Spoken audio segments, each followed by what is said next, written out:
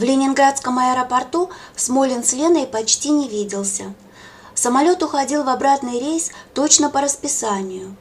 Нужно было произвести заправку. Кроме того, в системе сигнализации еще во время полета было обнаружено повреждение. Пришлось вызвать инженера и электриков. Встретились при посадке, у трапа. «Как провели время?» – спросил он ее. «Хорошо. Вы как будто чем-то недовольны». «Да, я рассчитывала на большее.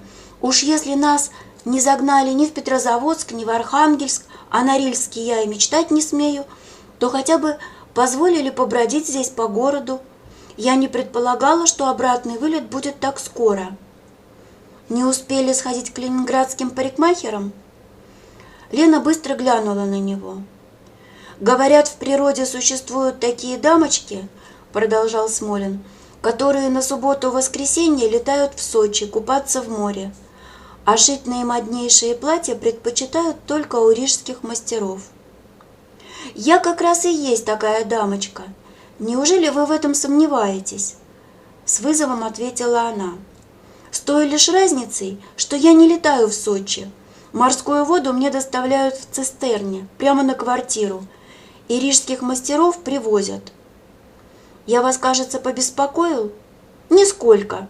Она бойко застучала каблуками по ступенькам трапа. Потянулись часы обратного полета. Небо на востоке все еще было густо забито тучами. Ветер с Арктики не успел проникнуть сюда, и луна над горизонтом, как стершаяся серебрушка, ждала своего часа, чтобы налиться желтизной, преобразить всхолмленный небесный ландшафт. Короткий день кончался. Садились при электрических огнях. После той пикировки, которая произошла у трапа, Смолин не был уверен, что Лена будет ждать его. Но она ждала. Подняв воротник пальто, стояла на ветру у аэровокзала. Пошли бок о бок. «Знаете, что я еще не сделала в Ленинграде?» – спросила с ехицей. «Что?» «Не повидала ваших родителей. Они, насколько помню, живут в Ленинграде.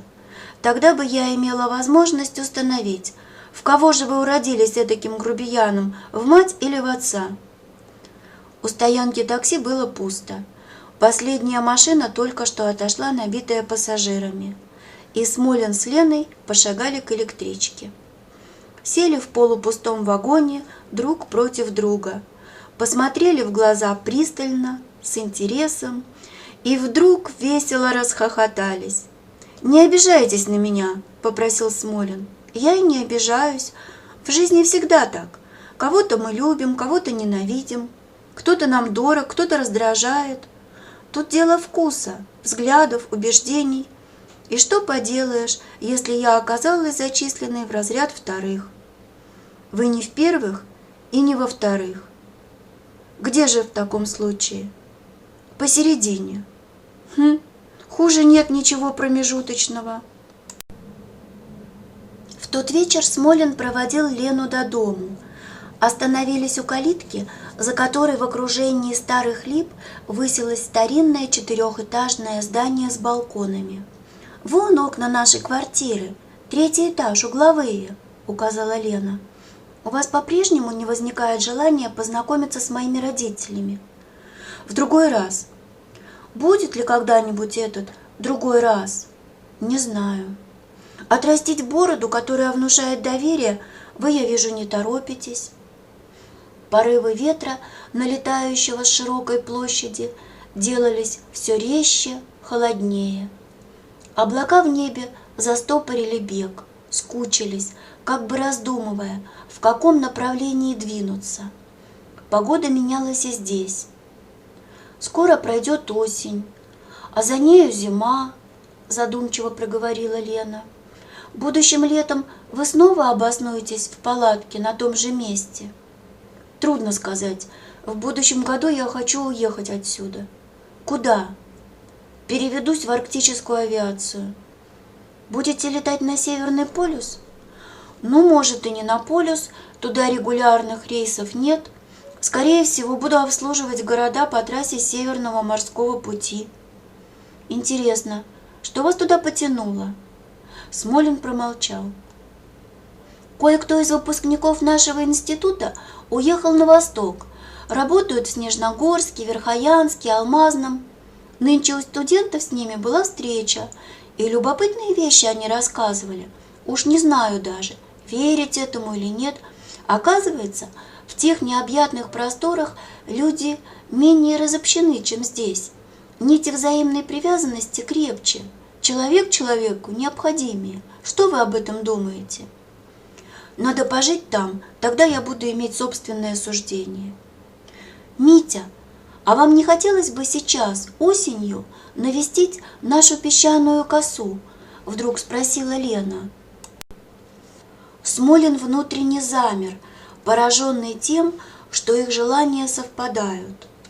Он уже не раз прикидывал, когда ему удастся выбрать день, чтобы съездить в те места.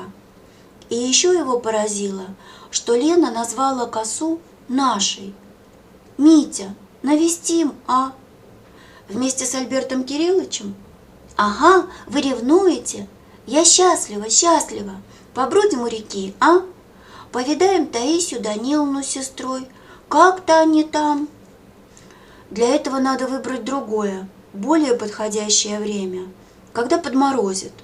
Ну и выберем, что нам мешает. Да ничего вроде бы, только договорюсь с напарником сделать 2-3 рейса подряд, и тогда у меня будет несколько выходных. Можно будет не торопиться. И сделайте, и я попрошу 3 дня без содержания. Договорились? Договорились, раз уж вам так туда хочется. Хочется, Митя, ой, как хочется. Приблизившись к нему, Лена быстро чмокнула его в щеку и скрылась за калиткой, крича из-за деревьев. «Надеюсь, вас это не очень раздосадовало?»